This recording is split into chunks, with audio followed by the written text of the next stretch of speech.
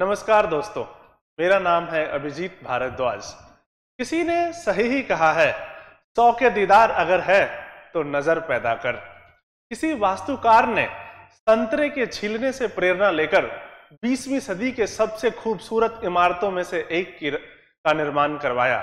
किसी संगीतकार ने ग्लास पर चम्मच की आवाज से प्रेरणा लेकर संगीत की रचना की और इन्हीं मुद्दों से संबंधित आया है 2023 की यूपीएससी परीक्षा का यह निबंध, रचनात्मकता की प्रेरणा लौकिकता में चमत्कार ढूंढने के प्रयास से उपजती है। और आज इस पर हम लोग करेंगे विस्तृत चर्चा। तो चलिए शुरू करते हैं।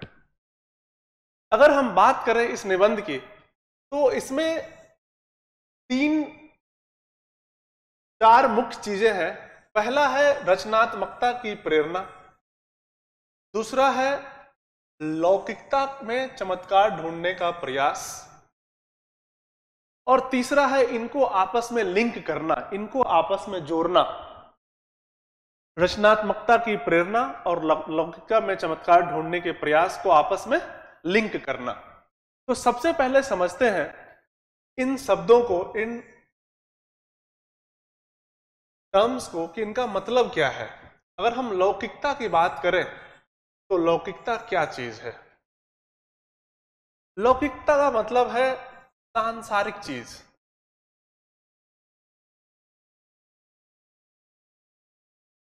या यूं कहें कि ऐसी चीज जो बहुत सामान्य है, जो बहुत साधारण है। सामान्य चीज को आप लौकिक चीज बोल सकते हैं, साधारण चीज को बोल सकते हैं, जिसमें कुछ विशेष नहीं है, ऐसी चीज को भी बोल सकते हैं। या जो इंटरेस्टिंग नहीं है यानी कि अरुचिकर है, जो रुचिकर नहीं है यानी कि अरुचिकर है, जो रोजमर्रा की जिंदगी से संबंधित है।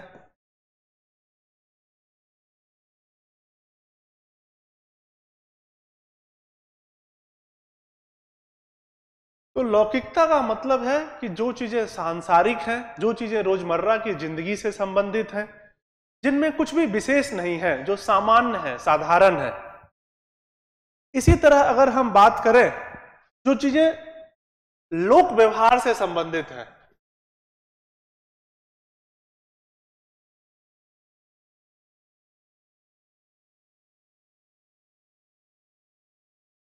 लोक व्यवहार से संबंधित है। और अगर हम चमत्कार की बात करें तो चमत्कार का क्या मतलब है?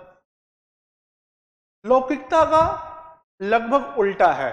अंग्रेजी में इसको आयोग ने मैजिकल कहा और हिंदी में चमत्कार कहा। मतलब जो चीज जादुई है, जादुई कहें, करिश्माई कहें, जिसमें करिश्मा है,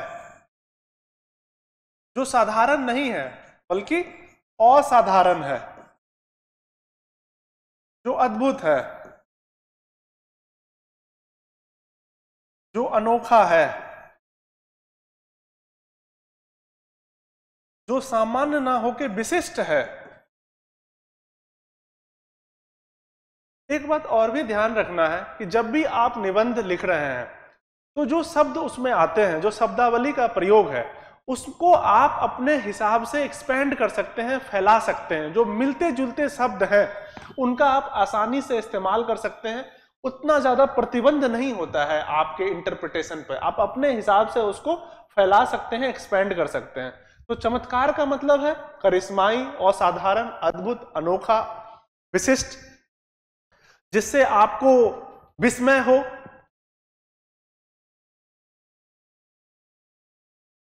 ये सब कहां आ जाएगा? ये सब चमत्कार में आ जाएगा। अब दोनों के उदाहरण लें तो बांस जो है वो क्या है? एक बहुत ही साधारण चीज है, एक पौधा है, एक पेड़ है जो प्रकृति का हिस्सा है। लेकिन अगर हम बांस से बांसुरी बना लें और फिर बांसुरी से जो संगीत निकलता है उसकी रचना कर लें, तो ये क्या है? ये विशिष्ट है। कौन सोच सकता है कि बांस के अंदर ये बात छुपी है कि इससे बांसुरी बन सकती है, और सिर्फ बन नहीं सकती है, उससे एक मनोरम संगीत भी निकल सकता है। तो ये जो प्रक्रिया है, ये है साधारण से विशिष्ट की प्रक्रिया, और कहे तो लौकिकता से चमत्कार की प्रक्रिया है। बांस से बांसुरी और फिर उससे संगीत। इसी तरह अगर हम सोचें तो जो मिट्टी है वो क्या है, एक सामान्य चीज है, एक लौकिक चीज है, उसमें कुछ भी विशिष्ट नहीं है, मिट्टी है। लेकिन जो कुम्हार है उसमें वो विशिष्ट देख लेता है, वो लौकिक में चमत्कार देख लेता है, उसमें वो अपने लिए एक मूर्ति ढूंढ लेता है, अपने लिए कुछ नया ढूंढ लेता है। अगर इसी तरह बात करें जो शिल्पकार हैं, अभी हाल फिलहाल में ही विश्वकर्मा जयंती मनाई गई थी, तो जो शिल्पकार हैं, जो विश्वकर्मा समाज के लोग हैं, विश्वकर्मा वर्ग के लोग हैं, वो जो लौकिक चीज है उसमें विशिष्ट ढूंढ लेते हैं, उसमें चमत्कारी चीज ढूंढ लेते हैं। जैसे अगर पत्थर है तो उसमें भी शिल्प ढूंढ लेंगे, जो पत्थर का शिल्प होता है। लकड़ी है तो उसमें बढ़ई जो है अपने लिए बहुत सुंदर सा फर्नीचर देख लेता है। कहने का मतलब यह है कि हमें क्या देखना है, लौकिकता में चमत्कार ढूंढना है। अलग अलग उदाहरण से, ये तो बस समझाने के लिए है कि लौकिक क्या है और चमत्कार क्या है। आगे चलते हैं, रचनात्मकता क्या है और रचनात्मकता की प्रेरणा इससे कैसे आती है, ये भी पूरे निबंध में समझने की हम धीरे धीरे कोशिश करेंगे। इस निबंध में हम इन सब चीजों का मतलब समझेंगे, रचनात्मकता की थोड़ी प्रक्रिया भी समझेंगे कि ये कैसे होती है। फिर आगे चल के ये भी देखेंगे कि जो लौकिक है वह प्रकृति में भी लौकिक चीजें हैं, मानव निर्मित भी लौकिक चीजें हैं। उन दोनों में से चमत्कार हम कैसे ढूंढ सकते हैं, चमत्कार ढूंढने के लिए क्या क्या कला चाहिए, क्या क्या गुण चाहिए, क्या सब आदमी ढूंढ सकता है या कुछ विशिष्ट लोग हैं, वैज्ञानिक समाज के लोग हैं, संगीतकार हैं, गीतकार हैं, कवि हैं, लेखक हैं, आर्किटेक्ट हैं, क्या वही लोग ढूंढ सकते हैं। इन सारी चीजों को एक एक करके इस निबंध में समझने का प्रयास करेंगे। तो अगर हम रचनात्मकता की प्रेरणा की बात करें, इंस्पिरेशन फॉर क्रिएटिविटी जिसको अंग्रेजी में कहा है, तो सबसे पहले रचनात्मकता क्या है, रचनात्मक होना क्या है। देखिए, रचनात्मक होने का मतलब है कि जिसके अंदर कुछ नया बनाने की क्षमता हो, कुछ नवाचार की क्षमता हो, जिसके अंदर विचार हो, विचार भी कैसे, मौलिक विचार हो, ओरिजिनल हो, बिल्कुल किसी का चुराया हुआ नहीं, तो वो क्या है, क्रिएटिव है, उसके अंदर क्रिएटिविटी है। तो विचार कैसा होना चाहिए, नया, नवाचार की क्षमता होनी चाहिए, कुछ नवीन चीजें बनाने की कला होनी चाहिए। तो अगर हम इसको देखें तो एक तो ये है कि एक आपके अंदर जो है बौद्धिक क्षमता होनी चाहिए, प्लस सिर्फ बौद्धिक क्षमता से काम नहीं चलेगा। मान लीजिए आपके अंदर बौद्धिक क्षमता है लेकिन आप उसका उपयोग नहीं कर रहे हैं, आप बहुत कल्पनाशील हैं, आप इमेजिनेटिव हैं, लेकिन आप क्रिएटिव नहीं हैं। क्रिएटिव कब होंगे, जब वो जो आपकी क्षमता है कल्पना की वो यथार्थ में बदलने लगेगी, जब उसमें एक्शन आ जाएगा, जब उसमें क्रिया शामिल हो जाएगी, तब वो हकीकत में बदलेगी। तो बौद्धिक क्षमता एक चीज हो गई, और दूसरा जो है आपके अंदर कला होनी चाहिए, उस बौद्धिक क्षमता का इस्तेमाल करके एक रचना की। अब ये जो रचना होनी चाहिए, ये जो क्रिएशन है, ये हो गया आपके अंदर स्किल और ये हो गया आपके अंदर एबिलिटी। इंटेलेक्चुअल एबिलिटी तो है आपके अंदर, स्किल भी है, और हो गया आपके पास फिर क्रिएशन। अब जब हम क्रिएशन कर लेते हैं तो ये क्रिएशन कैसा होना चाहिए, ये नवीन होना चाहिए, इसमें मौलिक चीज होनी चाहिए, इसमें मौलिकता होनी चाहिए,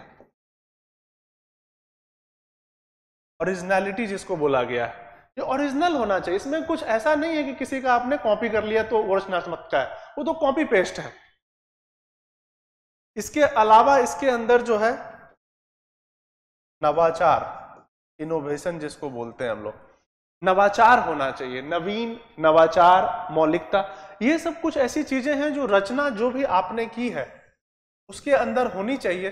तब हम उसको बोलेंगे कि हाँ आप क्या है, रचनात्मक हैं। अदरवाइज हम उसको रचनात्मक नहीं कह सकते हैं। इसके अलावा आप यह भी कह सकते हैं कि लोगों के अंदर रचनात्मक होने के लिए जो अलग अलग विचार है उसको आपस में जोड़ने की भी क्षमता होनी चाहिए।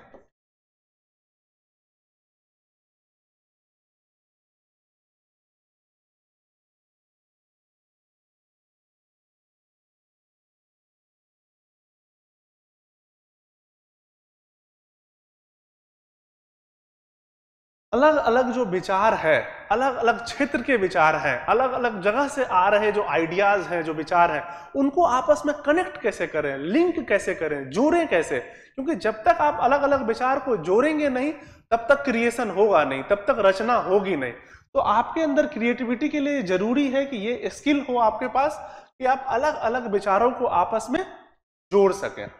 अब बात आती है कि ठीक है सर, रचनात्मकता भी समझ गए कि आपके अंदर बौद्धिक क्षमता है, आपके अंदर कला है, आपने ये रचना भी कर लिया है, पर जो रचनात्मकता है, जो क्रिएटिविटी है, क्या ये एकाएक हो जाती है या इसका कोई प्रक्रिया है, कोई चरण है, क्या ये फेज में होती है? तो थोड़ा सा इसको भी समझ लेते हैं।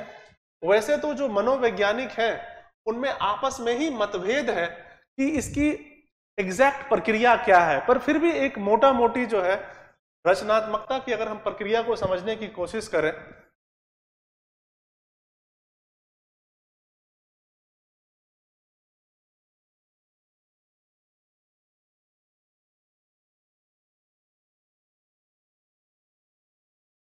तो पहला इसका स्टेज है, इसको बोलते हैं तैयारी का चरण, आप बोल सकते हैं। ठीक है, तैयारी के चरण में जो है यहां पर ये चिंतन का समय है, और ये चिंतन जो है इससे क्या आएगा?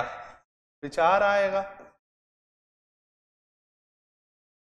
अब जो चिंतन है ये एक तो ये खुद से भी हो सकता है, आंतरिक चिंतन हो सकता है, एक बाहर वाली चीजों से भी विचार लेने के लिए चिंतन हो सकता है। यानी कि जो चिंतन की बात है इसमें आप दो तरह से पहलू देख सकते हैं, एक तो आंतरिक हो सकता है और एक बाहरी चिंतन हो सकता है। आंतरिक चिंतन की बात करें तो आपने कोई भी जो आइडिया है, जो विचार है, वो बाहर से नहीं लिया है, बल्कि अपने खुद के ऊपर शोध करके, अपने खुद के ऊपर विचार करके, अपने खुद के अंदर झांक के उस पर एक्सपेरिमेंट किया, उस पर सोचा, समझा और एक नया विचार लेके आए। इसमें बाहरी चीज नहीं है। जैसे बहुत सारे जो कवि होते हैं उनके विचार कहीं बाहर से नहीं प्रेरित हैं, वो बिल्कुल खुद के चिंतन से कुछ नया लेकर आते हैं। बहुत सारे उपन्यासकार हैं जो बात करते हैं, वो जैसे आप साइंस फिक्शन के बारे में सुने होंगे, साइंस फिक्शन नोवेल जो होता है, जो उपन्यास होती है, बिल्कुल कल्पना है। उपन्यास तो है बट बिल्कुल कल्पना से आधारित है और विज्ञान से संबंधी है। उसका बाहर की चीजों से, यथार्थ से कोई लेना देना नहीं है। यानी कि जो चिंतन है वह आंतरिक हुआ है, बाहर से उसमें प्रेरणा बहुत कम है। इसी तरह अगर हम बाहरी बात करें तो बाहरी जो चिंतन होगा वो बाहर की चीजों से होगा, और बाहर की चीजें क्या हो सकती हैं? या तो वो प्रकृति से संबंधित हो सकती हैं, प्राकृतिक हो सकती हैं, और दूसरा जो है वो मानव निर्मित हो सकती हैं, कृत्रिम हो सकती हैं। तो या तो प्राकृतिक हो सकती हैं चीजें बाहर की, जिस पे चिंतन चल रहा है, जिससे विचार लिए जा रहे हैं, या मानव निर्मित चीजें हो सकती है जिससे विचार लिए जा रहे हैं। अब प्राकृतिक संबंधी होगा तो जैसे हमने अभी आपको उदाहरण दिया कि संतरे से किसी ने इमारत का सोचा, यानी कि विचार कहां से आ रहा है? प्रकृति से आ रहा है। जो संतरा है वो एक तरह से प्रकृति का प्रतीक है, तो प्रकृति से आ रहा है, और इससे हमने क्या सोचा? इमारत बनाने का सोचा। और मानव निर्मित की जैसे मैंने अभी आपको बात की, जो ग्लास है, ग्लास और चम्मच, अब इनकी जो आवाज है, इससे जो संगीत की प्रेरणा ले रहे हैं, तो ग्लास चम्मच क्या है? मानव निर्मित है, इसमें प्राकृतिक चीजें नहीं है।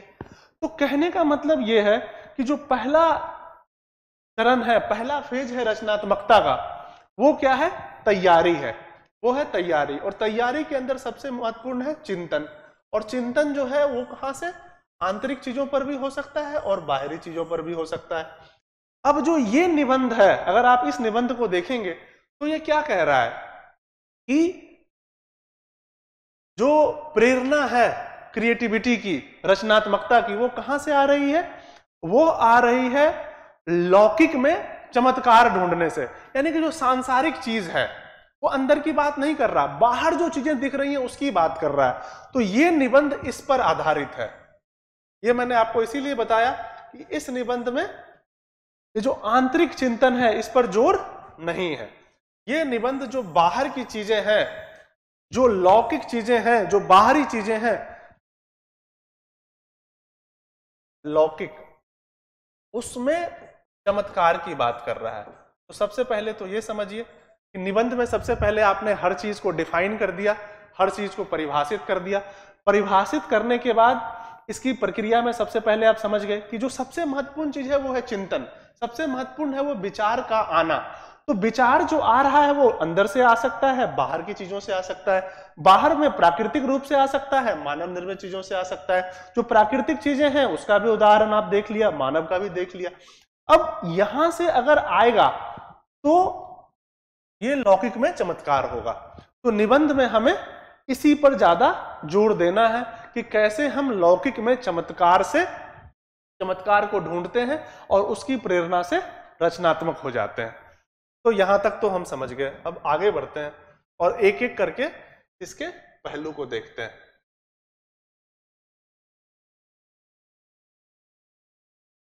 अगर हम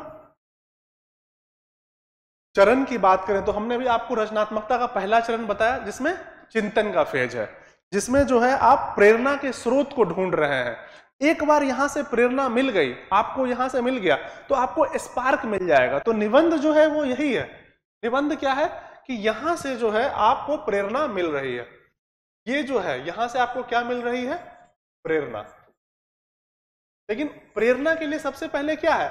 आपको लौकिकता में जो है चमत्कार ढूंढना पड़ेगा। लौकिकता में आपको क्या ढूंढना पड़ेगा? चमत्कार। तो यही लिंकेज है इस निबंध का। इसी तरह से इसको जोड़ना है कि सबसे पहले आपको चमत्कार ढूंढना है, और जैसे ही ये चमत्कार आपको दिखेगा आपको प्रेरणा मिल जाएगी कुछ रचना करने की। यहां से आपको बेसिकली आइडिया मिल जाएगा, और इस आइडिया को जब आप जोड़ेंगे, काम करेंगे, तो आप कुछ अच्छी रचना करेंगे। तो पहला स्टेज चिंतन हो गया। प्रक्रिया मैंने आपको बताया ना, पहला स्टेज जो है इसमें वो है तैयारी। अब तैयारी के बाद जो दूसरा स्टेज होता है रचनात्मकता का, अगर हम उस तरह से देखें, प्रिपरेशन में आपके पास प्रेरणा के स्रोत आ गए। जब आपके पास प्रेरणा के स्रोत आ चुके हैं तो जो अगला स्टेज होता है वो होता है अलग अलग जो विचार हैं,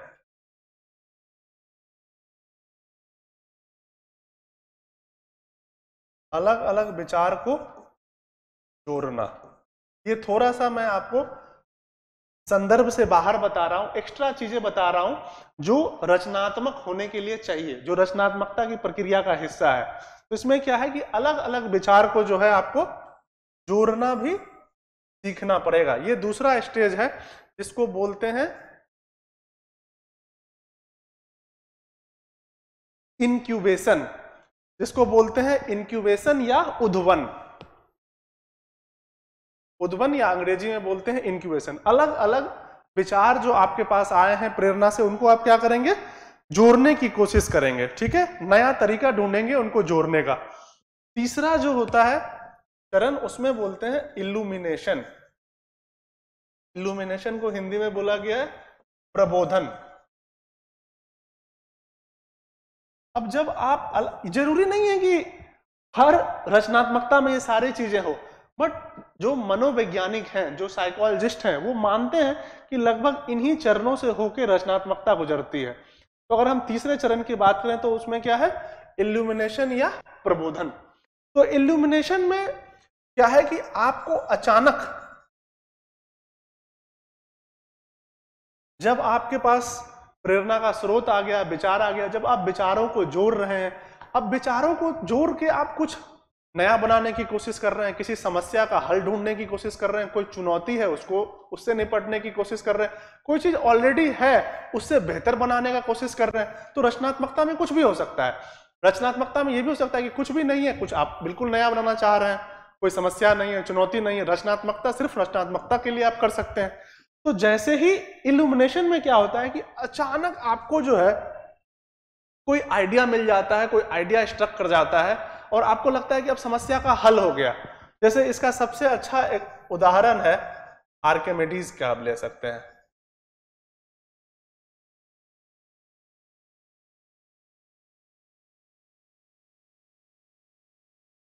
जो आर्किमिडीज हैं उनके साथ जो है यही हुआ है। आर्किमिडीज के साथ क्या हुआ है कि राजा ने उनको कोई काम दिया कि तुम जो मुकुट है मेरा उसमें पता करो कि ये शुद्ध रूप से सोने का है या इसमें कुछ मिलावट है, इसमें क्या कोई किसी ने चांदी डाल दिया है, क्योंकि राजा को शंका थी कि जो सुनार है उसने कुछ गड़बड़ किया है और उसमें चांदी मिश्रित कर दिया है। तो उन्होंने ये काम दे दिया आर्किमिडीज को। अब आर्किमिडीज गणितज्ञ हैं, वैज्ञानिक हैं, अब वो उस पर विचार कर रहे हैं, वो कोशिश कर रहे हैं कि अगर ये पता चल जाए कि जो सोना का घनत्व है और असली सोना और इस मुकुट के सोने के घनत्व में अगर अंतर पता चल जाए तो हमें यह पता चल जाएगा कि इसमें मिलावट है कि नहीं। अब उस पे वो बार बार चिंतन कर रहे हैं, बार बार सोच कर रहे हैं, बार बार मनन कर रहे हैं, लेकिन उनको पता नहीं चल पा रहा है। लेकिन सोचते सोचते सोचते अचानक जो है जब वो बाथ टब में जाते हैं, अब जो नहाना है, देखिए ये एक सामान्य प्रक्रिया है, ये एक लौकिक चीज है, इसमें कुछ भी चमत्कारिक नहीं है, हम सब लोग नहाते हैं। बट ऐसा क्या हुआ कि ये जैसे ही वो बाथ टब में गए नहाने के लिए, उनको बिल्कुल ही वो विचार आ गया। तो अनायास ही जो है आपको पता चलता है, अचानक ही आपको पता चलता है। तो इस स्टेज को बोला गया इल्यूमिनेशन या प्रबोधन, जब आपको अचानक किसी समस्या का समाधान जो है पता चल जाता है।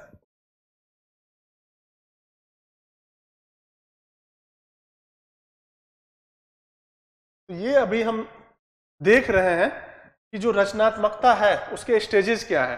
पहला था प्रिपरेशन या तैयारी, दूसरा था अलग अलग विचारों को जोड़ना जिसको उद्भवन कहा गया या इंक्यूबेशन कहा गया। आपने सुना होगा सरकार भी जो है जितने भी आईआईटी हैं, एनआईटी हैं, उनमें इंक्यूबेशन सेंटर खोल रही है। तीसरा है इल्यूमिनेशन, अचानक ही समस्या का समाधान, जरूरी नहीं है सबको अचानक मिलेगा, बहुत लोगों को धीरे धीरे भी मिलता है, बट ये हो सकता है। और चौथा है वेरिफिकेशन, यानी कि आपको वेरीफाई करना है, आपको देखना है, सत्यापन करना है आपको कि जो आपको ये समाधान मिला है, जो आपको यहां समाधान मिला है, क्या यह समाधान जो है वो सही है कि नहीं। तो आपको सही और गलत में यहां पर सत्यापित करना है अलग अलग तरीके से प्रयोग करके। और एक बार यह सत्यापित हो गया कि सही है, यानी कि आपकी जो रचना है वो क्या हुई, पूर्ण हुई। तो जो रचनात्मकता है उसकी ये प्रक्रिया है, वो तैयारी से शुरू होके और सत्यापन तक जाती है। तो ये भी आप बात समझ गए कि जो निबंध है ये सारे प्रोसेस के बारे में बात नहीं कर रहा है, सारी प्रक्रिया के बारे में बात नहीं कर रहा है, ये सिर्फ जो पहली प्रक्रिया है कि रचनात्मकता की प्रेरणा कहां से मिल रही है, सिर्फ उसी की बात कर रहा है। यानी कि आइडिया आपको वहां से मिल रहा है, आपके अंदर जो एक स्पार्क है, चिंगारी है, वो कहां से आ रही है, जब आप लौकिकता में चमत्कार ढूंढ रहे हैं। और जैसे ही वो चिंगारी आ गई, वो प्रेरणा मिल गई, फिर आप इस पूरी प्रक्रिया में आ जाएंगे। तो निबंध इन प्रक्रियाओं की बात नहीं कर रहा है, इनको इसलिए समझ लीजिए कि अगर भविष्य में कोई निबंध आते हैं इस तरह के, तो आपको पता है रचनात्मकता कैसे होती है, आप इजीली किसी भी निबंध को जो है डिकोड कर सकते हैं, तोड़ सकते हैं और लिख सकते हैं। अब इसके अगले आयाम की तरफ चलेंगे कि ठीक है, हमने प्रेरणा वाले में देख लिया था कि जो प्रेरणा है वो दो तरह से आ रही थी। एक जो है कुदरत कहें, प्रकृति कहें, उधर से आ रही थी, और दूसरी जो है मानव निर्मित चीजों से आ रही थी।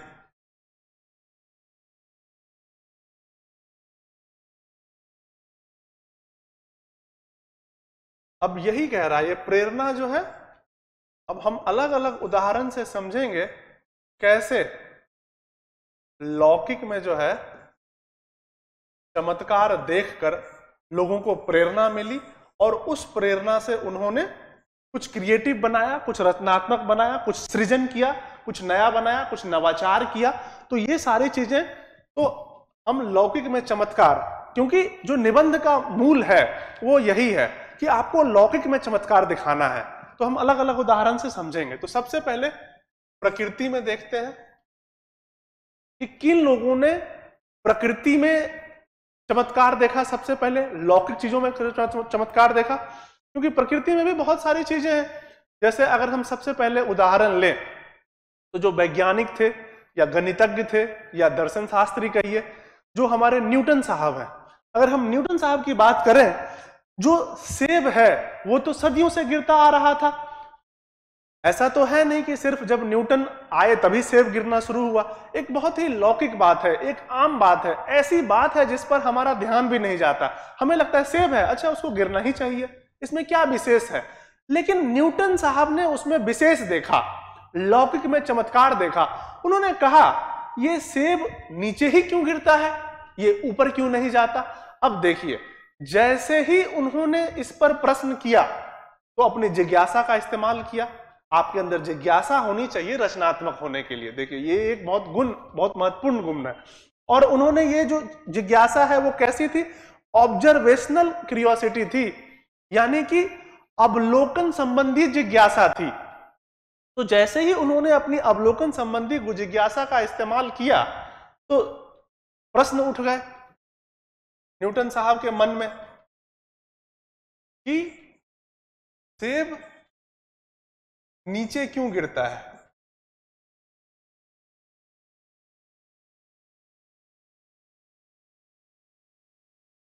अब प्रेरणा जो है यहां से मिली।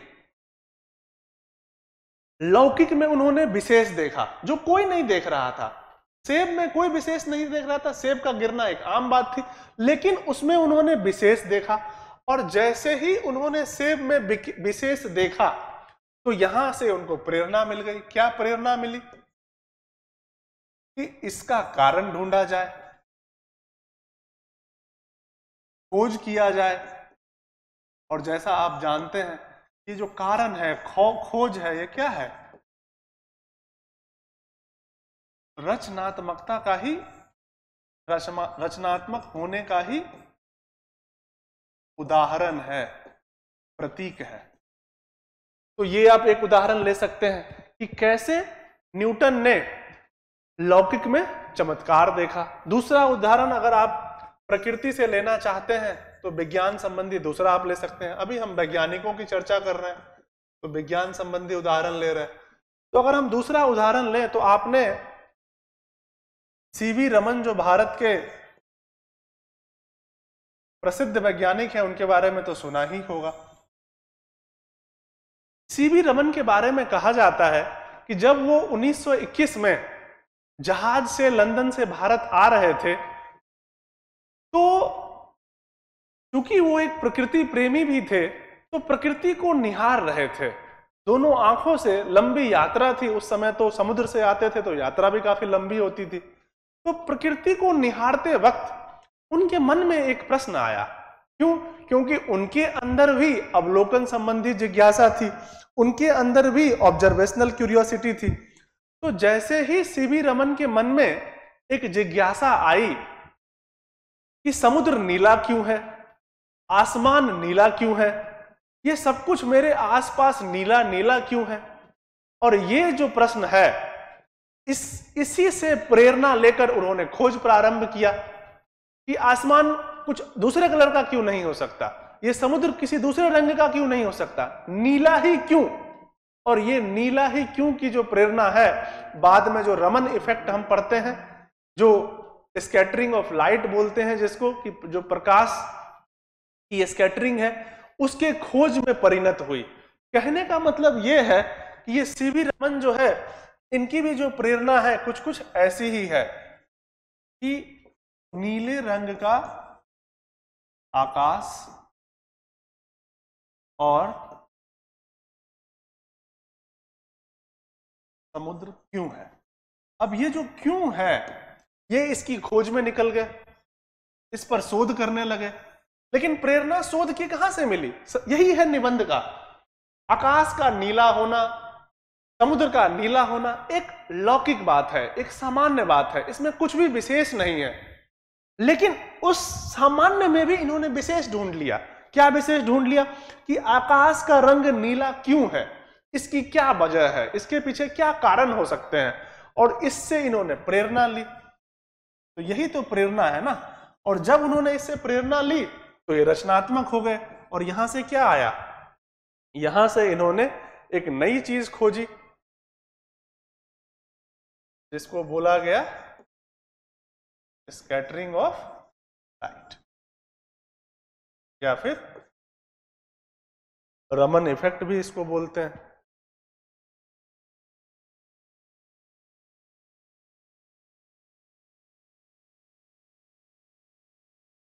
तो रमन इफेक्ट की यहां से खोज हुई, इसके लिए इनको नोबेल पुरस्कार भी मिला।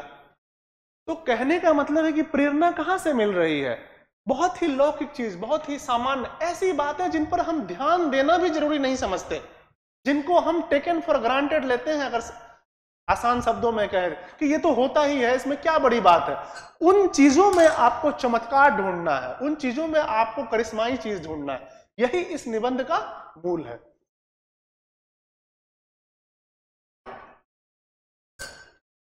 तो अभी हम प्रकृति संबंधी उदाहरणों पे घूम रहे हैं। अभी हमारे उदाहरण क्या है? देखिए, कुदरत या प्रकृति से जो जिन लोगों ने चमत्कार देखा, प्राकृतिक चीजों में, प्रकृति से जुड़ी हुई सामान्य चीजों में, लौकिक चीजों में जो चमत्कार देखा, उस पर देख रहे हैं। तो दो उदाहरण जो है हमने जो अभी देखे हैं, ये जो है विज्ञान संबंधी है। इसके अलावा एक तीसरा मैंने आपको ऑलरेडी बता दिया, जो हमारे आर्किमिडीज साहब थे। जब उन्होंने यूरेका यूरेका चिल्लाया।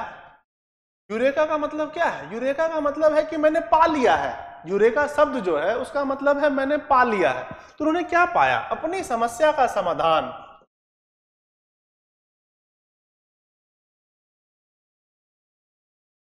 और क्या समस्या थी? मैं आपको बता चुका हूं कि राजा ने उनको काम दिया था, ये मुकुट जो है ये शुद्ध सोने का है या नहीं, वो करना था। और नहाते वक्त उनका ये यूरेका वाला क्षण आया। प्रेरणा कहां से मिल रही है?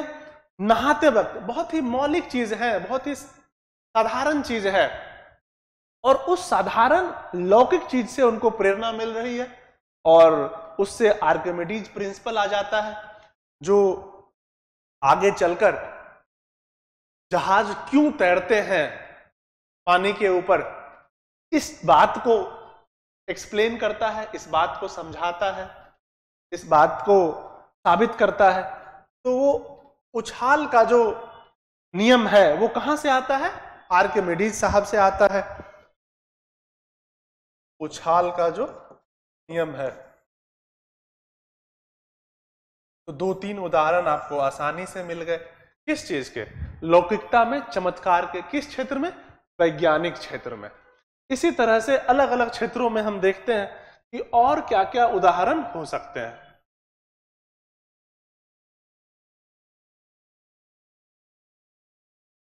अगर हम कुदरत प्रकृति की बात करें और प्रकृति से प्रेरणा लेने की बात करें, तो ये वास्तुकला के क्षेत्र में भी हो सकता है। इसमें एक बात और भी गौर करने की है कि जो वैज्ञानिक हैं, क्योंकि वो विज्ञान से संबंधित हैं, इसीलिए उनके पास जो विचार आएगा प्रकृति से या मानव निर्मित चीजों से, उस विचार को वो अपने क्षेत्र में जोड़ेंगे।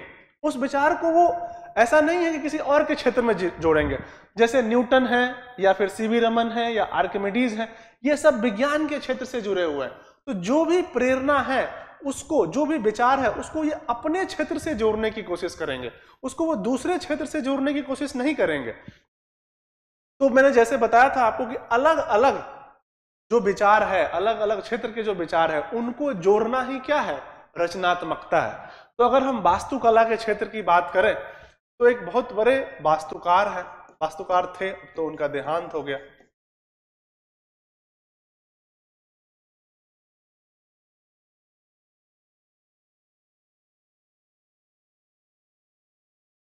जॉर्न उटजन।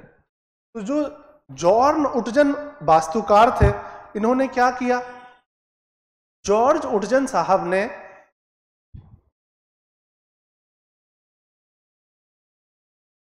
जॉन उटजन साहब ने एक प्रोजेक्ट लिया। ये एक, इनको एक कॉन्ट्रैक्ट मिला, ये आर्किटेक्ट थे, एक वास्तुकार थे, तो इनको एक कॉन्ट्रैक्ट मिला। ठीक है, कॉन्ट्रैक्ट क्या मिला, कॉन्ट्रैक्ट ये मिला कि एक बहुत सुंदर कॉन्फ्रेंस के लिए इमारत बननी है। कहां पर, सिडनी में, ऑस्ट्रेलिया में। तो जब इनको ये कॉन्ट्रैक्ट मिल गया, ये ठेका मिल गया, तो ये उसके आर्किटेक्चर पे, उसकी वास्तुकला पे काम करना शुरू किए। इनको समझ में नहीं आ रहा था कि उसका आकार कैसा होना चाहिए। क्यों, क्योंकि जो आकार है वही सबसे महत्वपूर्ण चीज होती है वास्तुकला में। और जब इस पर ये काम करना शुरू किए तो ये नारंगी से प्रेरित हो गए। एक बार ये नारंगी खा रहे थे, नारंगी को छील रहे थे, और नारंगी को छीलते वक्त इनको समझ में आया कि जो सिडनी ओपेरा हाउस है उसका आकार कैसा होना चाहिए, नारंगी के हर एक टुकड़े जैसा होना चाहिए। अगर हम इसका फोटो देखें, आपने देखा भी होगा, तो ये जो सिडनी ओपेरा हाउस है, आप देख सकते हैं, ये जो नारंगी का टुकड़ा है, कहीं ना कहीं इसी से प्रेरणा ली है इन्होंने इस पूरे इमारत को बनाने के लिए। तो ये नारंगी क्या है, बहुत ही लौकिक चीज है, इसमें कोई भी असामान्य बात नहीं है, बहुत ही सामान्य बात है। हम सब लोग नारंगी खाते हैं, हम सब लोग नारंगी देखते हैं, पर हमें तो कभी नहीं पता चला कि इससे इतनी महान कलाकृति बन सकती है, इतना खूबसूरत इमारत बन सकता है। अब इस एक नारंगी के अलग अलग टुकड़ों को जोड़कर ये क्या बना है, सिडनी ओपेरा हाउस।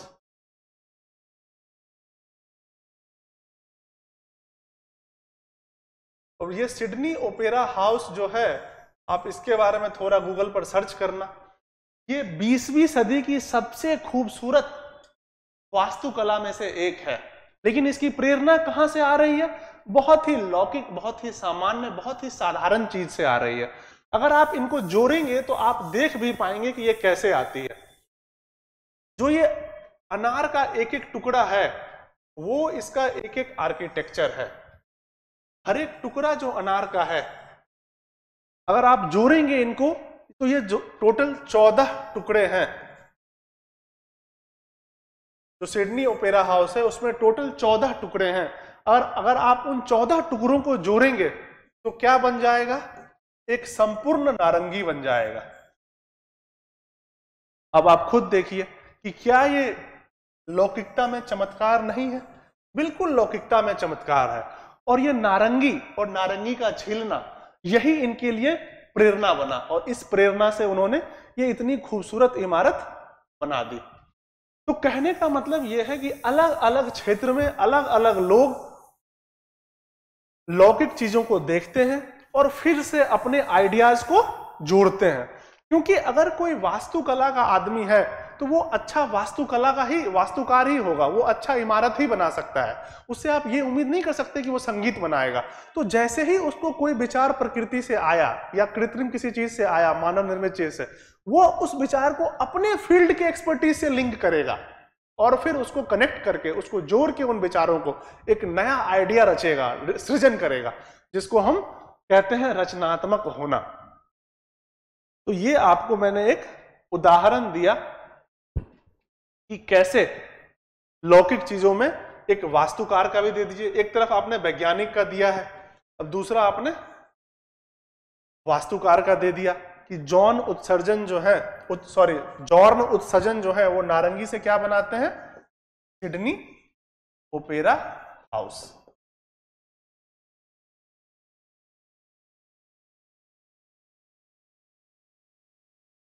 इसी तरह से हम दूसरा उदाहरण भी देख सकते हैं कि प्रकृति में और क्या क्या चीजें हैं।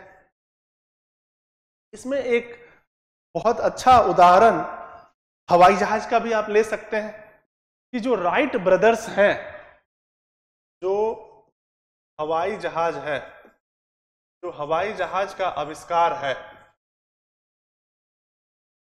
वह भी किससे प्रेरित है? वह भी जो राइट ब्रदर्स थे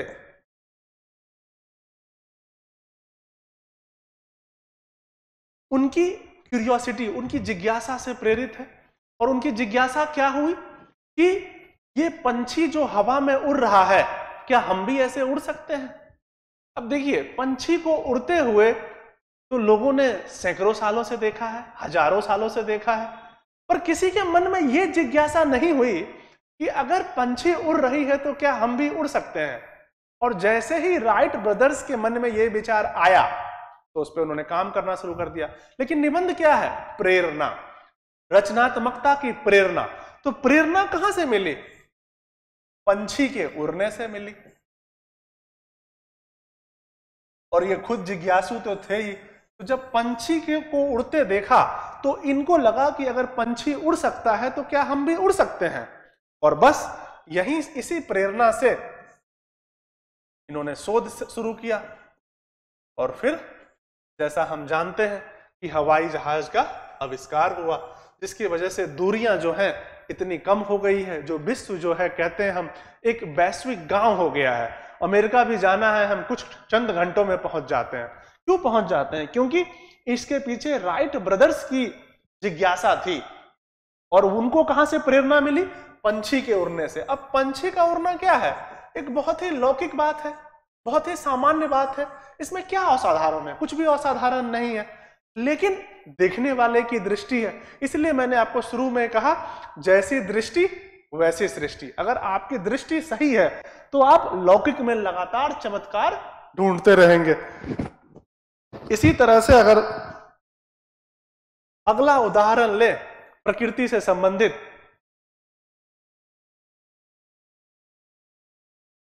अगला उदाहरण अगर हम प्रकृति से संबंधित लें तो उसमें हम क्या ले सकते हैं कि जो बुलेट ट्रेन है, एक इंजीनियर की भी ले सकते हैं।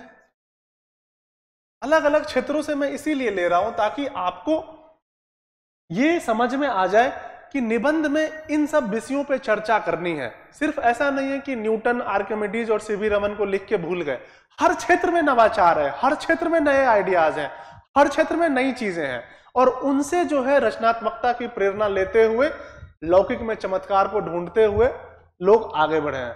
तो अगर हम इंजीनियर की बात करें तो एक जापानी इंजीनियर थे, उनका नाम है ईजी नकात्सु।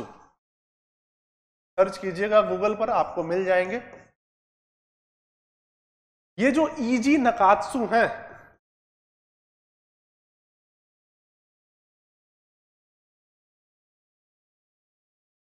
ये एक इंजीनियर तो थे ही, साथ ही साथ ये एक प्रकृति प्रेमी भी थे। ये एक बर्ड वॉचर थे। पक्षियों को उड़ते देखने में इनको मजा आता था। पक्षियों को देखने में, निहारने में ये आनंद लेते थे। इनको हम ऑर्निथोलॉजिस्ट या पक्षी विज्ञानी भी मान सकते हैं, पक्षी विशेषज्ञ भी कह सकते हैं। बर्ड वॉचर थे अगर मूल रूप से कहा जाए तो।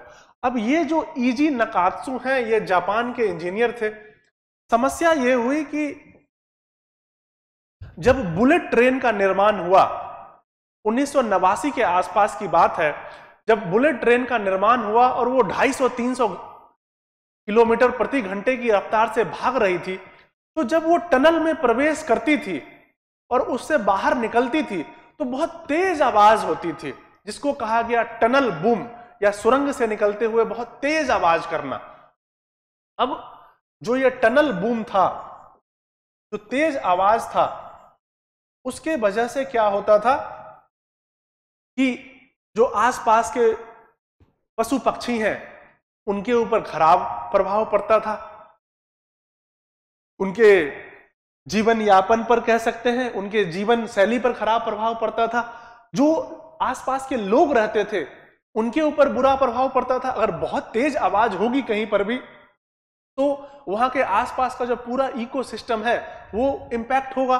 तो उसमें जो है पशु पक्षी हो गए, जो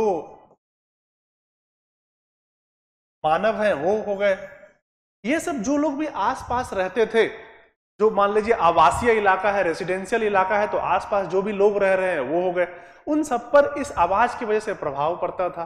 इसके अतिरिक्त जो ऊर्जा है वो भी ज्यादा खपत होती थी। एक तो आवाज ज्यादा, प्लस ऊर्जा ज्यादा खपत, प्लस पशु पक्षी और पर्यावरण पर निगेटिव इंपैक्ट, प्लस जो आसपास के लोग रह रहे हैं उनके ऊपर बुरा प्रभाव। तो जब इससे निपटने के लिए खोज चल रही थी, शोध चल रही थी कि कैसे जो बुलेट ट्रेन है इसका आवाज कम किया जाए, तो जो ईजी नकात्सु थे, ये जापानीज इंजीनियर ईजी नकात्सु एक दिन पक्षियों को देख रहे थे। आपको बताया मैंने प्रकृति प्रेमी थे। तो पक्षियों को देखते वक्त इनकी नजर पड़ी किंगफिशर पर, और जब इन्हें किंगफिशर को देखा, किंगफिशर को निहारा बहुत ही अपनी पैनी निगाहों से, तो इन्होंने देखा कि जब किंगफिशर पानी में मछली को पकड़ने के लिए जाता है, गोता लगाता है, तो पता भी नहीं चलता। इतनी सिद्धता से, इतनी चालाकी से, चतुरता से वह अपने चोंच को पानी में डालता है कि मछली को पता तक नहीं चलता कि किंगफिशर आया है। यानी कि कोई साउंड ही नहीं है, कोई नॉइज ही नहीं है, कोई आवाज ही नहीं है, कोई ध्वनि ही नहीं है। और यहां से उन्होंने ये विचार लिया कि अच्छा, जब किंगफिशर इसके अंदर बिना आवाज के जा सकता है, तो बुलेट ट्रेन भी टनल के अंदर और बाहर निकलते वक्त बिना आवाज से चल सकता है। और इसकी प्रेरणा से आपको मैं बताऊं कि बुलेट ट्रेन का जो अगला हिस्सा है वह ये किंगफिशर चिड़िया की प्रेरणा से, जो इसकी चोंच है किंगफिशर की, उससे प्रेरणा लेकर बनाई गई है। यह है जापानीज। इसका जो आगे वाला हिस्सा है अगर आप देखें, यह बिल्कुल का बिल्कुल किंगफिशर की चोंच जैसा है। यानी कि एक बहुत ही लौकिक है, लौकिक चीज है, एक पक्षी है, और उस पक्षी से उन्होंने, समझिए कितनी बड़े विचार को लिया है, हम सोच भी नहीं सकते। तो इसीलिए कहा जाता है कि जो असाधारण चीज है उनमें भी बहुत कुछ खास है, बहुत कुछ विशिष्ट है। ये तो हमारी देखने की निगाहों पर है। तो ये प्रकृति से विचार लेने की बात है, जो लौकिक से विचार लेने की जो हम बात कर रहे हैं, तो ये सारे आइडियाज जो है ये प्रकृति से आ रहे हैं। तो प्रकृति से जो विचार लिया जाता है इसको क्या बोलते हैं? बायोमिमिकिंग।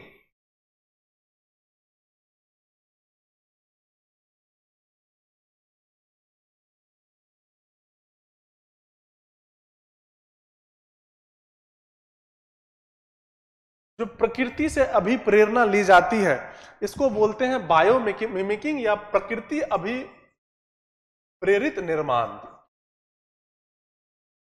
अब ये जो बायोमिमिकिंग है, जो लौकिकता में चमत्कार देखने की बात प्रकृति में है, ये कई तरीके से हो सकती है। हो सकता है जो प्रकृति में आकार है, हम आकार को ले लें, तो ये जो उदाहरण है ये क्या है, जो इनके चोंच का आकार है वो हमने प्रकृति से लिया है।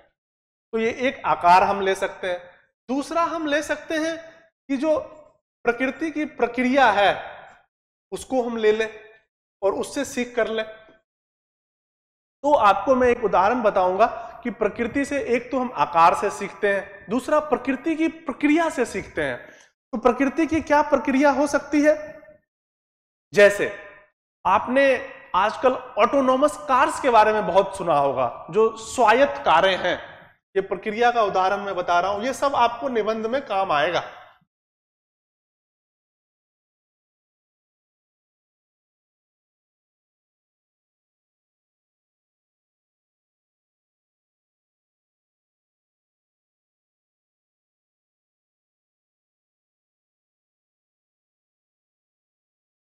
जो स्वायत्त कारें हैं, जो ऑटोनोमस कार्स हैं, इनके बारे में आपने थोड़ा बहुत पढ़ा होगा कि ये सब अपने आप सड़कों पे चलती हैं, इनमें कोई ड्राइवर नहीं होता, ये ड्राइवरलेस होती हैं। तो फिर ये जब आपस में चलेंगी तो खतरा है कि ये टकरा सकती हैं आपस में और इससे नुकसान भी हो सकता है।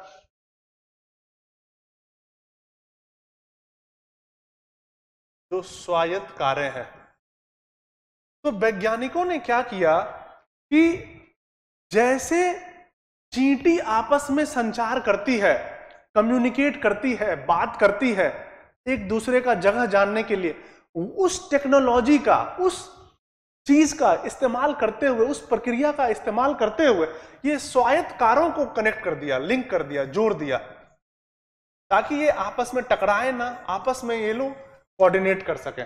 अब ये कहां से स्वायत्त कारें काम कर रही है? चींटी, चींटी की संचार की प्रक्रिया से।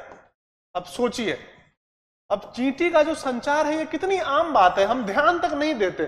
ठीक है, चींटी चलती है, चलती होगी, हमें क्या फर्क पड़ता है। लेकिन जो वैज्ञानिक हैं, जो मैकेनिकल इंजीनियर हैं, जो ऑटोनोमस कार्स पे काम कर रहे हैं, स्वायत्त कारें पे काम कर रहे हैं, उन्होंने ये कैसे मूव करेगा, ये कैसे चलेगा, इसको चींटी के संचार से जोड़ दिया और यहां से प्रेरणा लेकर उन्होंने ये स्वायत्त कारों को आपस में कोऑर्डिनेशन शुरू कर दिया ताकि ये टकराए नहीं, अच्छे से चलते रहे। तो ये हो गई दूसरी बायोमिमिकिंग में। पहला हम प्रकृति से आकार चुराते हैं या नकल करते हैं, दूसरा उसकी प्रक्रिया चुराते हैं, और तीसरा जो बायोमिमिकिंग है कि पूरा का पूरा जो इकोसिस्टम है, यानी कि पारिस्थितिकी तंत्र है,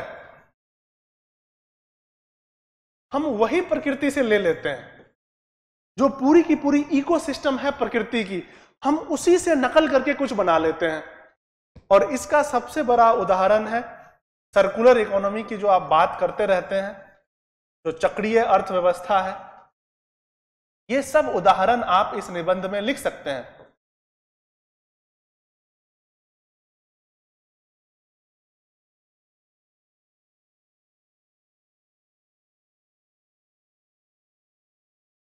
जब इंसान परेशान हुआ, जब इंसान परेशान हुआ, क्यों परेशान हुआ? क्योंकि उसने प्रकृति का शोषण प्रारंभ किया।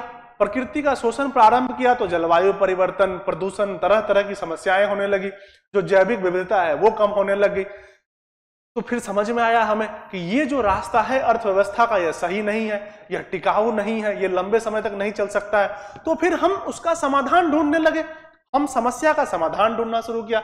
जब हमने समस्या का समाधान ढूंढना शुरू किया तो हमने देखा कि ये जो प्राकृतिक इकोसिस्टम है,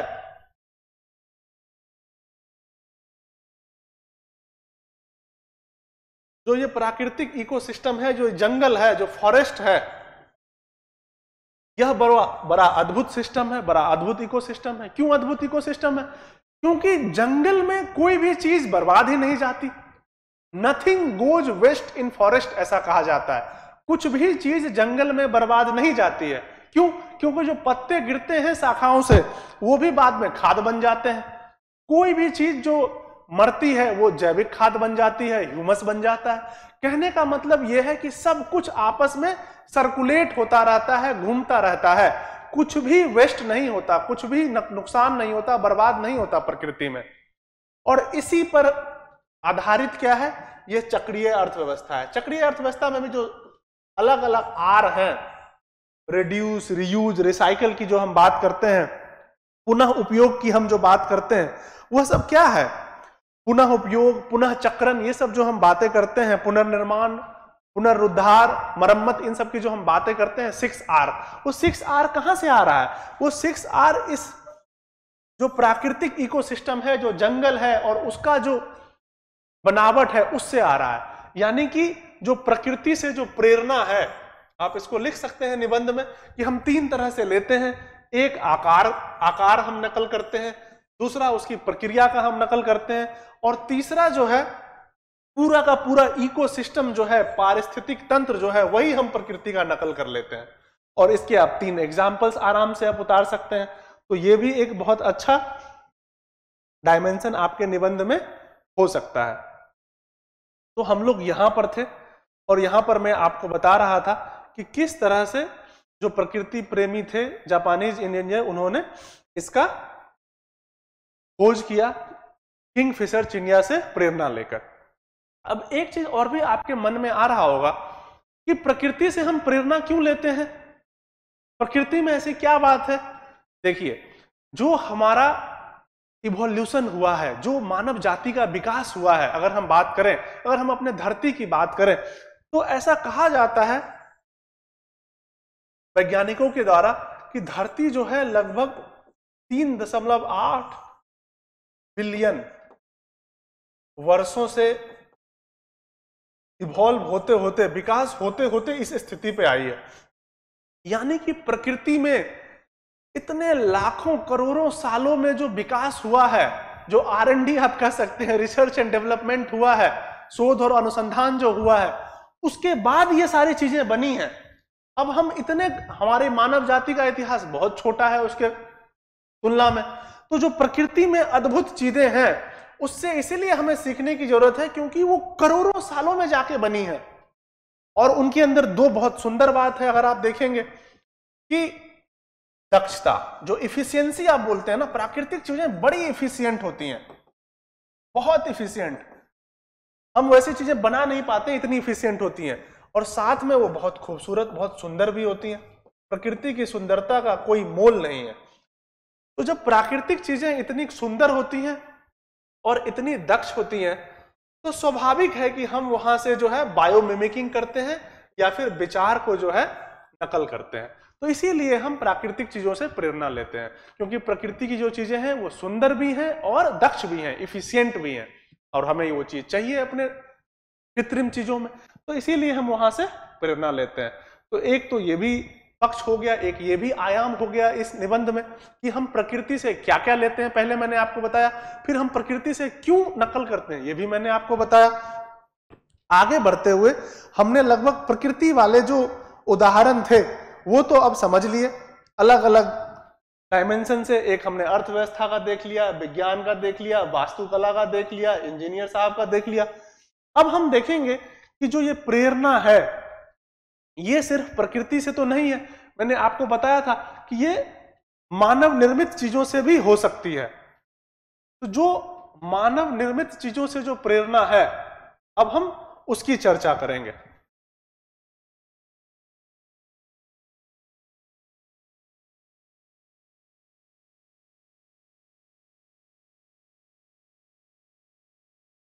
वस्तु हो सकती है, आकृति हो सकती है, कुछ भी हो सकता है।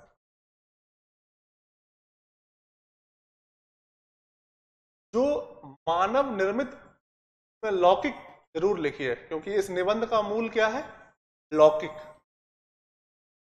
तो मानव निर्मित जो लौकिक वस्तु है, जो सामान्य चीज है, उसमें चमत्कार, उसमें हमें क्या देखना है, उसमें हमें देखना है चमत्कार देखना है, और वहां से लेना है प्रेरणा।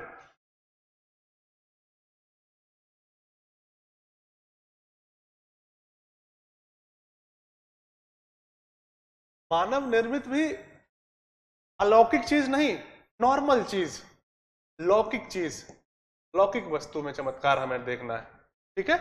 और उस चमत्कार से हमें प्रेरणा ले ली है।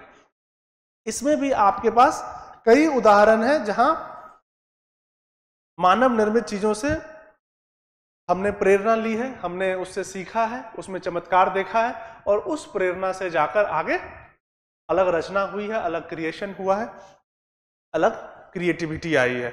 और इस संबंध में मैं आपको कई उदाहरण से समझाता हूं। जैसे एक तो सबसे साधारण उदाहरण है, आपने कॉमेडी देखा होगा। अगर आपने कॉमेडी शो देखे होंगे, लगभग जितने भी कॉमेडी शो होते हैं उनमें आपने एक बात देखी होगी कि जो कॉमेडियन है वो ऐसा नहीं है कि कुछ नई चीज बताते हैं, वो उन्हीं चीजों को बताते हैं जो हमारे आसपास घटित हो रही है। बस उनका जो प्रस्तुत करने का अंदाज है उसमें रचनात्मकता है, उसमें कला है उनके अंदर, कि उसको एक अनोखे, अद्भुत, तरीके से वो प्रस्तुत करते हैं और फिर उससे हमें हंसी आती है, हमारा मनोरंजन होता है। तो जो मनोरंजन का क्षेत्र है उसमें तो आप स्पष्ट रूप से देख सकते हैं कि अलग अलग क्षेत्र में जो लोग मनोरंजन करते हैं हमारा, वो लौकिक चीजें से ही में ही चमत्कार ढूंढते हैं। ऐसा नहीं है कोई बाहर की चीजें लेके आते हैं। ऐसा वो क्यों करते हैं? क्योंकि अगर कुछ ऐसी चीज आपके सामने बताएंगे जिसके बारे में आपको जानकारी नहीं है, जिससे आप रिलेट नहीं कर सकते हैं, तो आपको हंसी भी नहीं आएगी, आपको मजा भी नहीं आएगा। तो इसीलिए वो क्या करते हैं, लौकिक में चमत्कार ढूंढते हैं। इसका उदाहरण बहुत अच्छा राजू श्रीवास्तव हो सकते हैं, अब तो नहीं रहे, लेकिन जो उनकी कॉमेडी है उसमें एक यूनिक बात है। उसमें ये बात है कि वो हमारे आसपास की जो चीजें हैं उन्हीं पर ध्यान देते हैं और उसी से, इसमें एक जरूर यूट्यूब पे आपने देखा होगा कि जो शादी के दिन का जो दृश्य है, एक उनका बहुत प्रसिद्ध कॉमेडी वीडियो है, मैंने भी देखा है। वो ये है कि शादी के दिन सब लोग खाना खाने के लिए इकट्ठा हुए हैं, सब लोग प्लेट लेके खड़े हैं। अब देखिए, हम लोग भी जाते हैं खाना खाने के लिए शादी में, प्लेट लेके खाना खाते हैं और घर आ जाते हैं। कोई भी ऐसी विशिष्ट चीज तो हम उसमें देख नहीं पाते हैं, हमें लगता है ये तो आम बात है, साधारण बात है। अब उस प्लेट में शादी में इतने व्यंजन हैं कि वो एक के ऊपर एक, एक के ऊपर एक इस तरह से मिक्स हो जाते हैं और फिर वो इधर उधर जो जाते हैं उसका इतना सजीव चित्रण है। आप जब सुनते हैं तो लगता है कि हाँ, ये तो हमारे साथ घटित होता है।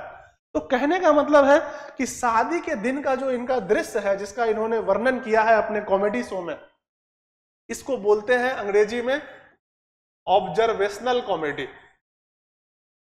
जो कॉमेडी है वो अवलोकन संबंधी है, ऑब्जर्वेशन करके वहां से आ रही है। और शादी क्या है, बहुत ही सामान्य बात है। जो शादी का दिन है उस दिन तो खाना पीना और वो सब वैसे ही होता है, लेकिन उस खाने के दृश्य को एक अद्भुत तरीके से प्रस्तुत करना ताकि आपका मनोरंजन हो सके, ये क्या है, लौकिक में चमत्कार ढूंढने का प्रयास है। इसी तरह से हम दूसरा उदाहरण ले सकते हैं। एक तो कॉमेडी हो गया, दूसरा उदाहरण इसमें आप ले सकते हैं संगीत का।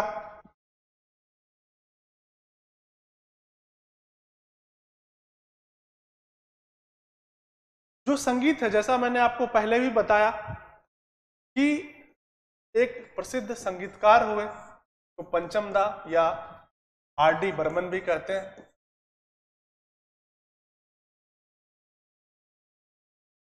इनकी खासियत थी कि ये लौकिक चीजों से अपनी संगीत बनाते थे, अपनी धुन बनाते थे, उसी में कुछ विशेष ढूंढ लेते थे। अब जैसे एक गाना है, चुरा लिया है तुमने जो दिल को, ये यादों की बारात फिल्म से लिया गया है। इसमें इन्होंने चम्मच पे जो ग्लास की आवाज है टकराने की, दोनों की, चम्मच और ग्लास के जो टकराने की आवाज है उससे संगीत बनाया। अब आप खुद सोचिए, चम्मच और ग्लास कितनी साधारण चीजें हैं, बट उससे संगीत बनाना लौकिकता में चमत्कार ढूंढना नहीं है तो फिर क्या है? इसका मैं आपको दिखाना भी चाहता हूं कि किस तरह से इन्होंने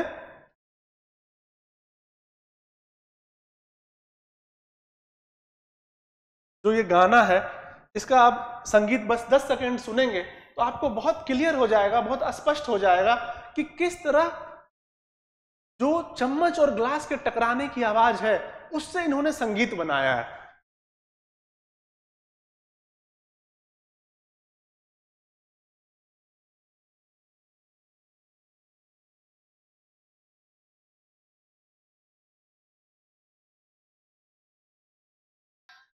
कहने का मतलब यह है, कहने का मतलब यह है कि लौकिकता में चमत्कार ढूंढना। मैंने पहले आपको प्रकृति से बताया, अब आपको मैं मानव वाले चीजों से बता रहा हूं। तो पंचम दा ने ये ग्लास और चम्मच के टकराने में अपने संगीत को ढूंढ लिया, क्योंकि वो संगीतकार थे। तो जो जिस क्षेत्र का होता है उस क्षेत्र का विचार ले लेता है, उससे वो प्रेरणा ले लेता है, क्योंकि वो उसके लिए स्पार्क का काम करता है, चिंगारी का काम करता है, और फिर उसका इस्तेमाल करके वो म्यूजिक कंपोज कर देता है, संगीत की रचना कर देता है। इसी तरह से एक और भी प्रसिद्ध संगीतकार हुए ओपी नैयर। ओपी नैयर साहब की भी ये खासियत थी कि वह भी जो बहुत ही साधारण चीज है उससे म्यूजिक बनाते थे। उनका एक गीत है मांग के साथ तुम्हारा। इसमें वो क्या करते हैं कि जो घोड़े की टाप है, घोड़े के चलने से जो आवाज होती है, उस घोड़े के चलने की आवाज से म्यूजिक बनाते हैं, उसके म्यूजिक को अपने गाने में डालते हैं। आप खुद सोचिए, घोड़े के टाप, कौन सी इसमें अलौकिक बात है? ये बहुत ही लौकिक बात है, बहुत ही सामान्य बात है। हम सब लोग भी, अगर गांव से आप रहने वाले हैं तो तांगे में आपने सफर किया होगा, मैंने तो कई बार किया है बचपन में। तो जब आप तांगे से सफर करते हैं तो घोड़े की टाप तो आप सुनते हुए जाते हैं, लेकिन उसमें संगीत ढूंढ लेना, उससे प्रेरणा लेकर संगीत बना लेना, ये वाकई चमत्कारी है कि नहीं? इसको भी मैं आपको सुनवाना चाहूंगा 5 सेकेंड।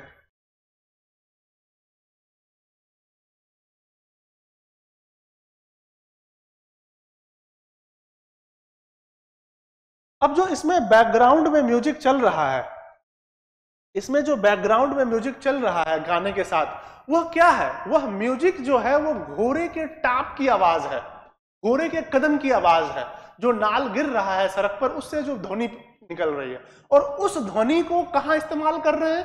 अपने संगीत में इस्तेमाल कर रहे हैं। तो वाकई चमत्कारी चीज है कि नहीं? इसी तरह से अगर आप देखें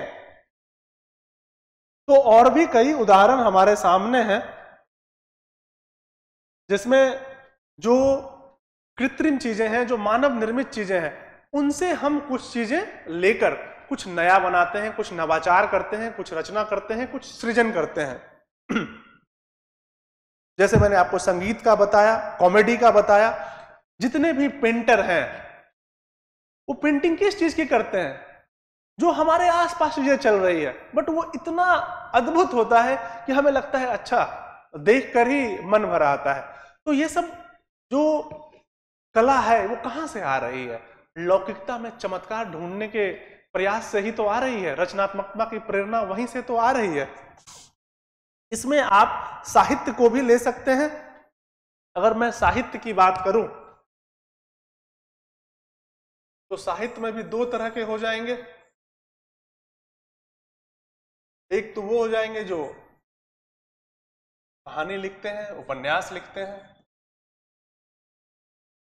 और दूसरे कवि हो जाएंगे जो कविता का रचना करते हैं। ये कविता, कहानी, उपन्यास, ये सब क्या है? ये सब रचनात्मकता का ही तो उदाहरण है, रचनात्मकता का ही तो प्रतीक है।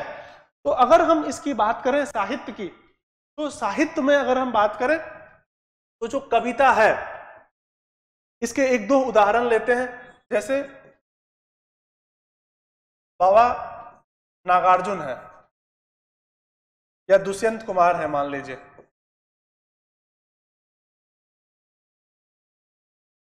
दुष्यंत कुमार ने एक कविता लिखी थी भूख के ऊपर। भूख है तो सब्र कर, रोटी नहीं तो क्या हुआ, आजकल दिल्ली में है जेरे बहस ये मुद्दा। अब भूख है एक बहुत आम बात है, बहुत सामान्य बात है। अभी भी भारत में जो ग्लोबल हंगर इंडेक्स है उसमें हम 100 से नीचे चल रहे हैं रैंकिंग में। लेकिन उस भूख के ऊपर एक कविता लिख देना, उससे आपके अंदर करुणा पैदा करना, जो लोग भूखे हैं उनके प्रति संवेदना पैदा करना, और ये भी कोशिश पैदा करना कि उनके लिए कुछ काम हो, ये क्या है? रचनात्मकता है। इसी तरह बाबा नागार्जुन ने एक बहुत ही सुंदर कविता लिखी थी, एक बहुत ही सुंदर कविता लिखी थी अकाल के ऊपर। अब अकाल देखिए लौकिक चीज है, लेकिन अकाल नॉर्मल चीज नहीं है, वो वाकई एबनॉर्मल चीज है।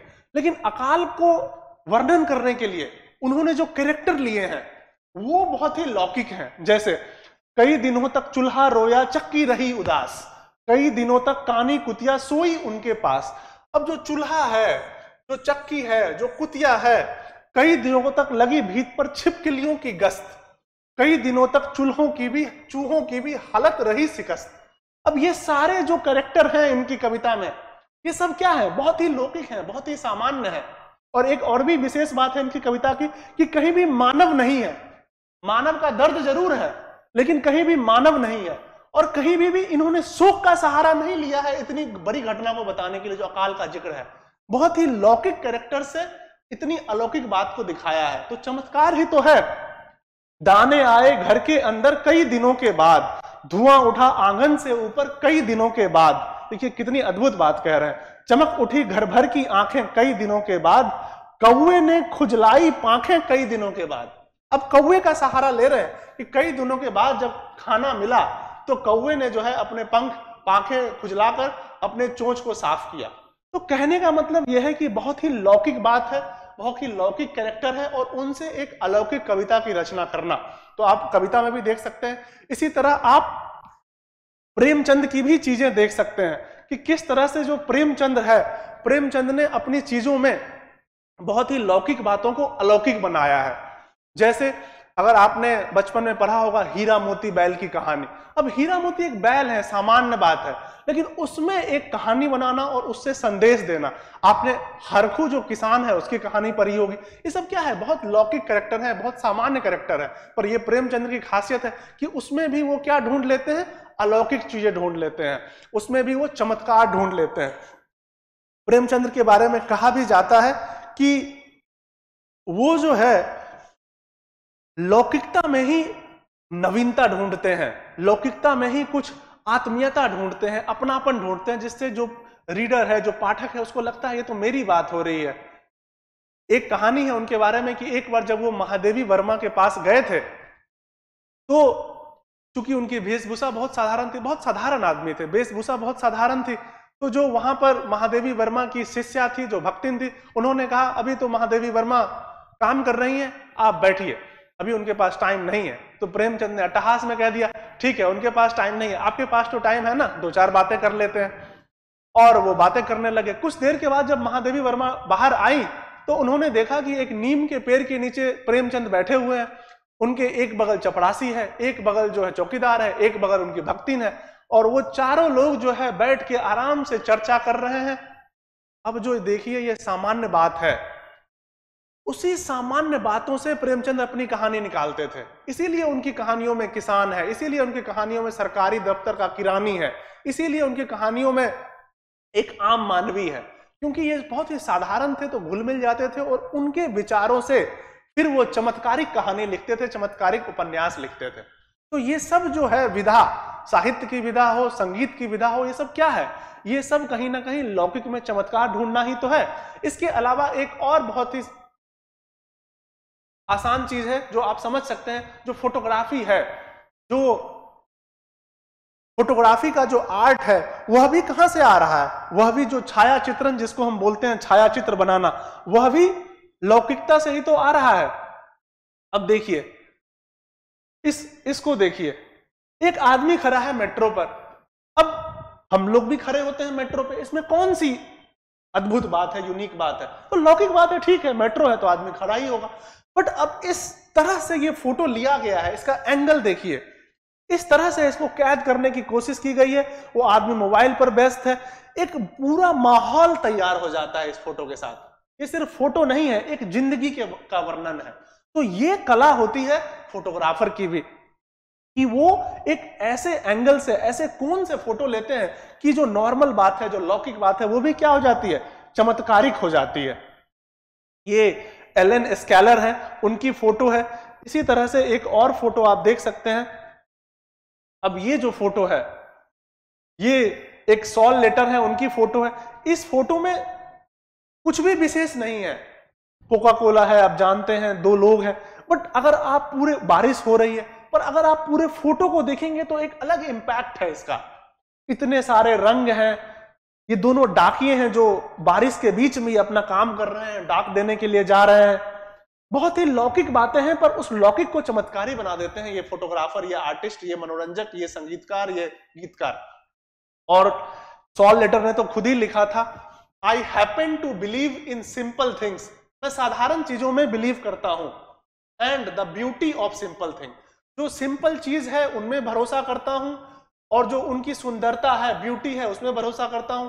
I believe that the most uninteresting thing can be interesting, जो सबसे और रुचिकर चीज है वह भी इंटरेस्टिंग हो सकती है।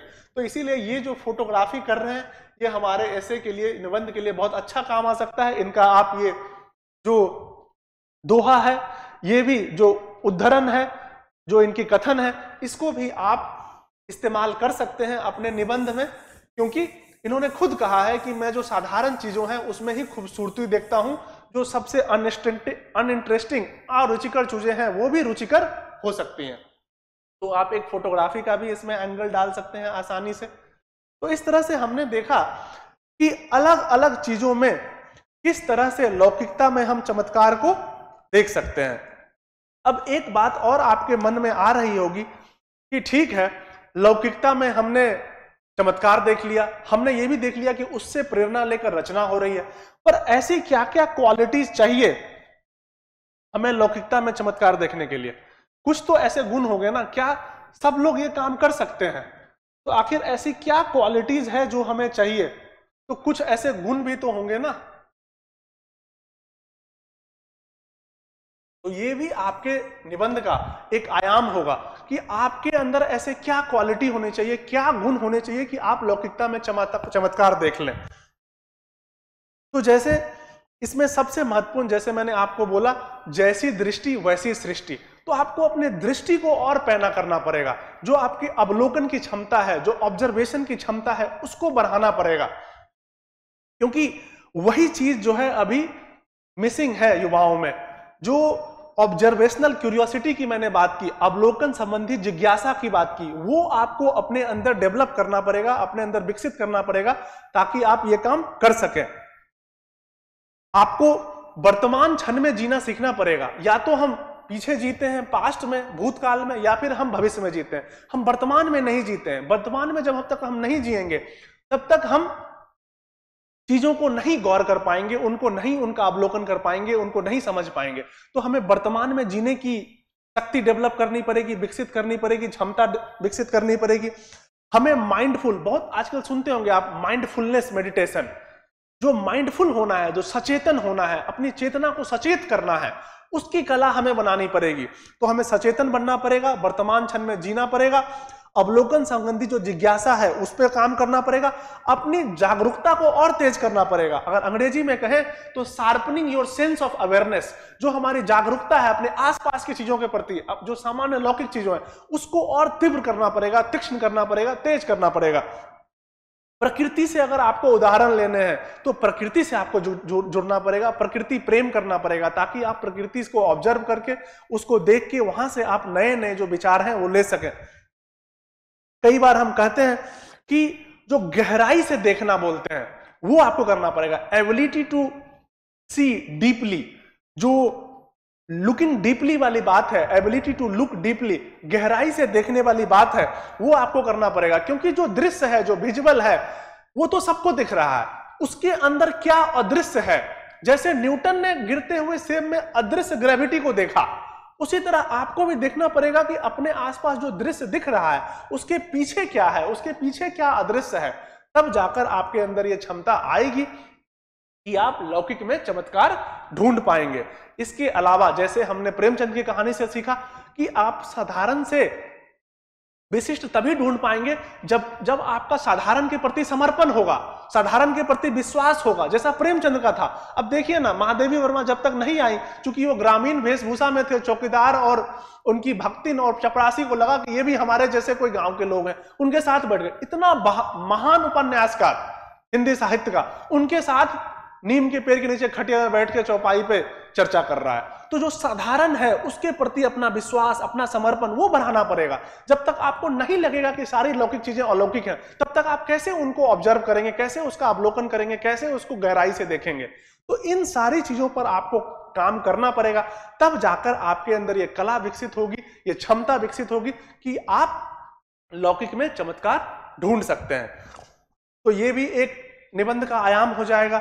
और इसका जो अंतिम है, जब आप इसको कंक्लूड करेंगे तो कंक्लूड करने में आप इसको लिख सकते हैं कि कोई भी चीज लौकिक या अलौकिक नहीं होती है। जैसा मैंने आपको बताया कि जैसी दृष्टि वैसी सृष्टि, ये तो सब देखने का नजरिया है। जैसा मैंने शुरुआत में ही कहा, 100 के दीदार अगर है तो नजर पैदा कर। तो ये तो आपका नजर है, क्या आपके अंदर वो क्षमता है कि लौकिक में अलौकिक देखने की? सब कुछ अलौकिक है, बस हमारी क्षमता के ऊपर निर्भर है। तो इसी संबंधित एक बहुत अच्छा दोहा था जो मुझे मिला कि शून्य सखना कोई नहीं, सबके भीतर लाल। कोई शून्य नहीं है, कोई बेकार नहीं है, सबके अंदर लाल है, सबके अंदर चेतना है, सबके अंदर शक्ति है। मूर्ख ग्रंथि खोले नहीं, कर्मी भयो कंगाल।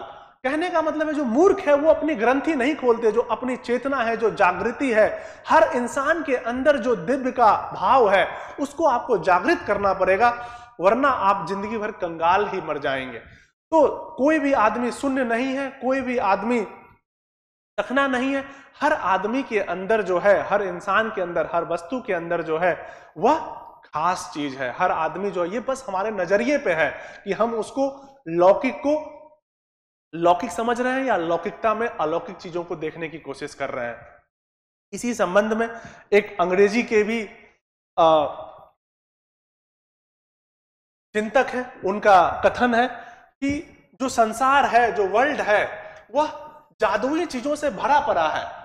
इसको आप नोट कर सकते हैं, अपने निष्कर्ष में इसको लिख सकते हैं कि जो संसार है वह जादुई चीजों से भरा पड़ा है।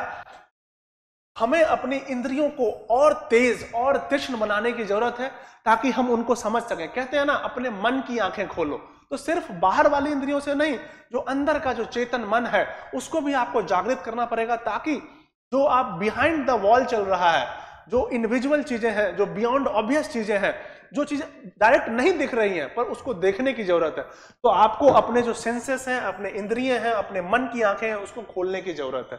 तो इस तरह से आप इस निबंध को कंक्लूड कर सकते हैं, इसका निष्कर्ष निकाल सकते हैं। तो ये थी चर्चा इस निबंध पर। फिर हम लेके आएंगे नया निबंध बहुत जल्द। जुड़े रहिए तथास्तु हिंदी के साथ। शुक्रिया।